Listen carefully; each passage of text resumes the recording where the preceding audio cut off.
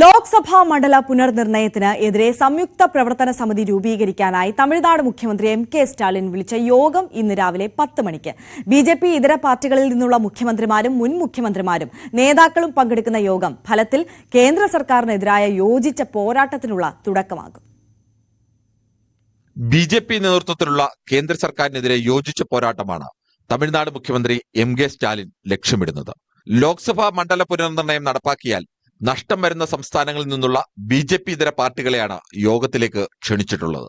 കേരള മുഖ്യമന്ത്രി പിണറായി വിജയൻ, തെലങ്കാന മുഖ്യമന്ത്രി രേവന്ത് റെഡ്ഡി, പഞ്ചാബ് മുഖ്യമന്ത്രി ഭഗവന്ത് സിംഗ് മാൻ, കർണാടക ഉപമുഖ്യമന്ത്രി ഡി.കെ. ശിവകുമാർ, ആന്ധ്ര മുൻ മുഖ്യമന്ത്രി വൈ.എസ്. ജഗൻമോഹൻ റെഡ്ഡി, ഒഡീഷ മുൻ മുഖ്യമന്ത്രി നവീൻ പട്നായിക്കിന്റെ പ്രതിനിധി തുടങ്ങിയവർ യോഗത്തിൽ പങ്കെടുക്കും. ഫെഡറലിസത്തിനെതിരായ നഗ്നമായ ആക്രമണം ചെറുക്കാൻ സംയുക്ത പ്രവർത്തന സമിതി ഇന്നത്തെ യോഗത്തിൽ രൂപീകരിക്കും.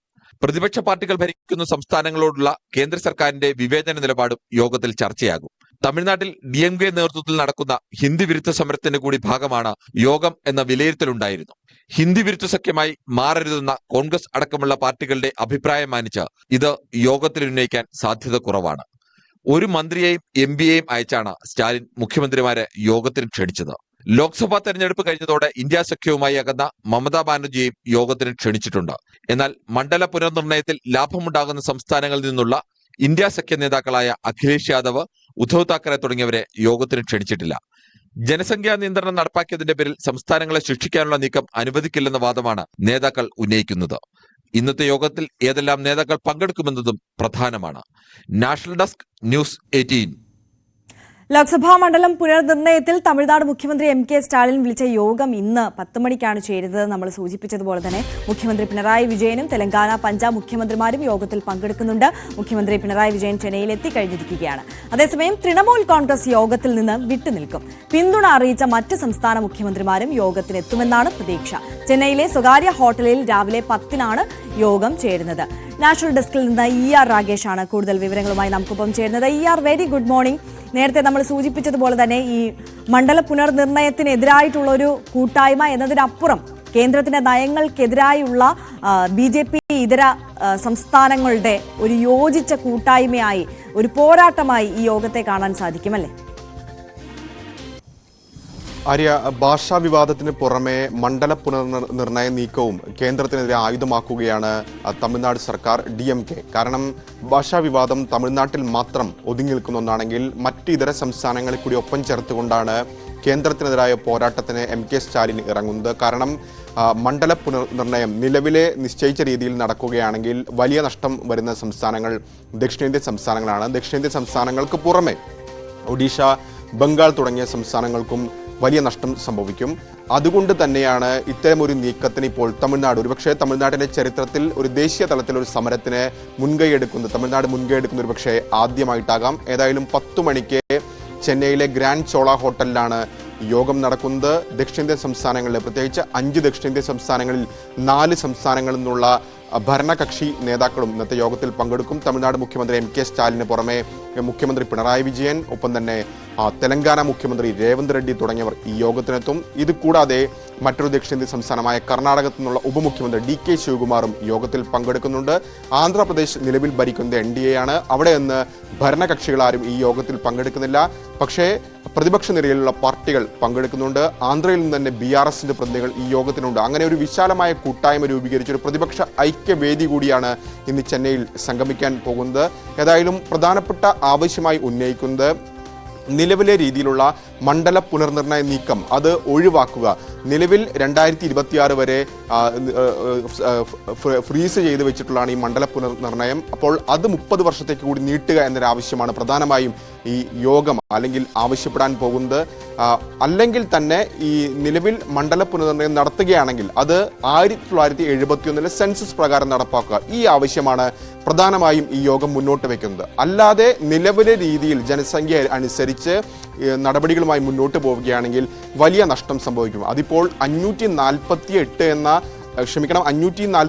എന്ന നിലവിലെ കണക്ക് പ്രകാരം മണ്ഡലം വിഭജനം നടക്കുകയാണെങ്കിൽ അത് കേരളമടക്കമുള്ള സംസ്ഥാനങ്ങൾക്ക് വലിയ നഷ്ടമുണ്ടാക്കും. കേരളത്തിൽ 20 സീറ്റ് എന്നുള്ള ഒരുപക്ഷെ 12 അല്ലെങ്കിൽ 13 ആയി കുറഞ്ഞേക്കാം. അതല്ല നിലവിലെ ജനസംഖ്യ അനുസരിച്ച് 848 നിലയിൽ മണ്ഡലങ്ങളുടെ എണ്ണം കൂട്ടുകയാണെങ്കിൽ പോലും ആനുപാതികമായ ഒരു പ്രാതിനിധ്യം ദക്ഷിണേന്ത്യൻ സംസ്ഥാനങ്ങൾക്ക് ഉണ്ടാകില്ല. ഒരുപക്ഷെ കണക്കുകൾ നോക്കുകയാണെങ്കിൽ കേരളത്തിൽ 20 സീറ്റ് എന്നത് കുറയില്ല. പക്ഷേ മറിച്ച് നിലവിൽ UP 80 എന്നുള്ള ഒരു പക്ഷെ അത് 120 അല്ലെങ്കിൽ അതിൽ കൂടുതലോ ആയേക്കാം. അപ്പോൾ വലിയ അന്തരം ഈ വടക്കേ ഇന്ത്യൻ സംസ്ഥാനങ്ങളും ദക്ഷിണേന്ത്യൻ സംസ്ഥാനങ്ങളും തമ്മിൽ വലിയ അന്തരമുണ്ടാകും. അത് ഫെഡറലിസം എന്ന ആശയത്തോട് ഒരിക്കലും യോജിക്കുന്നതല്ല എന്ന വാദം ആണ് പ്രധാനമായും DMK അടക്കമുള്ള കക്ഷികൾ ഉന്നയിക്കുകയും ചെയ്യുന്നത്. ഏതായാലും ഇതിനെതിരെ യോജിച്ച് സമരപരിപാടികളുമായി മുന്നോട്ട് പോവുക, ഒപ്പം നിയമപരമായ വഴികൾ ആലോചിക്കുക, ഇതായിരിക്കും ഇന്നത്തെ യോഗത്തിന്റെ പ്രധാനപ്പെട്ട ലക്ഷ്യം. ഒപ്പം നിലവിലെ മണ്ഡല പുനർനിർണയം നീക്കുന്നതിന് ഒരു പ്രമേയവും യോഗം പാസ്സാക്കാൻ സാധ്യതയുണ്ട്. അതിനുശേഷം ഉച്ചയ്ക്ക് ഒരു വാർത്താ സമ്മേളനം നേതാക്കൾ വിളിക്കുകയും ചെയ്തിട്ടുണ്ട്. ഏതായാലും നിലവിലെ സാഹചര്യത്തിൽ തമിഴ്നാടിന്റെ കാര്യം പ്രത്യേകിച്ചെടുക്കുകയാണെങ്കിൽ തമിഴ്നാട് തെരഞ്ഞെടുപ്പിലേക്ക് പോകുന്ന വർഷമാണ്. കേരളത്തിനൊപ്പം 2026 പകുതിയോടുകൂടി ഏപ്രിൽ മെയ് മാസത്തിലാണ് തമിഴ്നാട്ടിലും നിയമസഭാ തെരഞ്ഞെടുപ്പ് നടക്കുന്നത്. ആ ഒരു ഘട്ടത്തിൽ തന്നെയാണ് MK സ്റ്റാലിൻ തന്നെ മുൻകൈ എടുത്തുകൊണ്ട് ഇത്തരമൊരു നീക്കം മണ്ഡല പുനർനിർണയം ആയുധമാക്കിക്കൊണ്ടുള്ള കേന്ദ്രവിരുദ്ധ പോരാട്ടവുമായി രംഗത്ത് വരുന്നതെന്ന് കൂടി ശ്രദ്ധേയമാണ്. ഏതായാലും 10 മണിക്കാണ് നിർണായകമായ യോഗം നടക്കുന്നത്. ദക്ഷിണേന്ത്യൻ സംസ്ഥാനങ്ങളിലെ നേതാക്കൾക്ക് പുറമെ പഞ്ചാബ് മുഖ്യമന്ത്രി ഭഗവന്ത് മാനും ഇന്നത്തെ യോഗത്തിൽ പങ്കെടുക്കുമെന്ന് അറിയിച്ചു. ഒരു കാര്യം കൂടി, അതായത് ഈ യോഗത്തിൽ നിന്ന് വിട്ടുനിൽക്കുന്ന കക്ഷികൾ ഏതൊക്കെയാണ്, അതിന് പിന്നിലെ രാഷ്ട്രീയം കൂടി?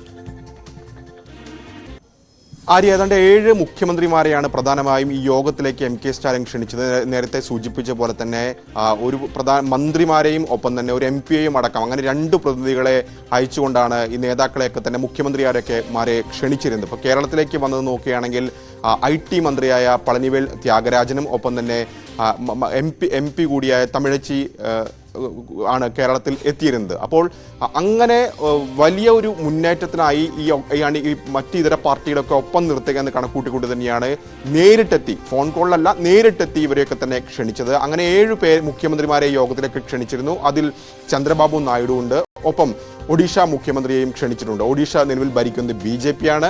അതുകൊണ്ട് തന്നെ ഒഡീഷയിൽ നിന്നൊരു പ്രതിനിധി ഉണ്ടാവില്ല. നിലവിലെ രീതിയിൽ മണ്ഡല പുനർനിർണയം നടക്കുകയാണെങ്കിൽ നഷ്ടം സംഭവിക്കാവുന്ന ഒരു സംസ്ഥാനമാണ് ഒഡീഷ.